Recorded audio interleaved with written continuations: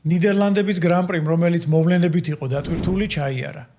ამ ვიდეოში ჩვენ ვისაუბროთ რბოლის მთავარ იღბლიან და უიღბლო პილოტებზე.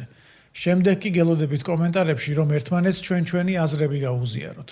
ჰაჯარზე ანდერკატისთვის ლეკლერს გუნდმა 23 წრეზე პიტ-სტოპზე დაუძახა. ამავე წრეზე ჰამილტონი ბენკინგზე დაიმდვრა, რასაც უსაფრთხოების მანქანის გამოსვლა მოჰყვა. შედეგად შარლმა არათუ პოზიცია მოიგო ჰაჯართან, არამედ რასელთანაც დაკარგა. რესტარტის დროს საინსმა ლოუსონის გასწრება გარე ტრაექტორიიდან სცადა, რასაც მათ ბოლიდებს შორის კონტაქტი მოჰყვა. ერთი შეხედვით ეპიზოდში ლიამი იყო დამნაშავე, რადგან კარლოს საკმარისი ადგილი არ დაუტოვა. მაგრამ საჯებმა საინსი დასაჯეს 10 წამიანი ჯარიმით, რითაც მისი დიდი უკმაყოფილება და პროტესტი გამოიწვიეს.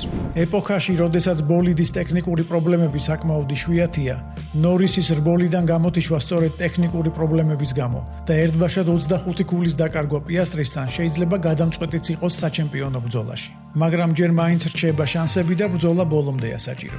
ბერმანის პიტლეინიდან სტარტი და მე-6 ადგილზე ფინიში წმინდა გამართლებაა. მიუხედავად იმისა, რომ ოლი მარიარა ცუდად, უსაფრთხოების მანქანა ყოველთვის ლატარეაა და ამ შემთხვევაში ბერმანი აშკარად იღბლიანი გამარჯვებულია.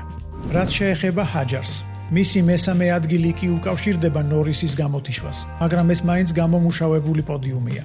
ფრანგი ძალიან კარგი იყო კვალიფიკაციაში და უშეცდომოდა სწრაფი რბოლაში და როცა პოდიუმის შანსი გაჩნდა, ჰაჯარი აღმოჩნდა პირველი პრეტენდენტებს შორის.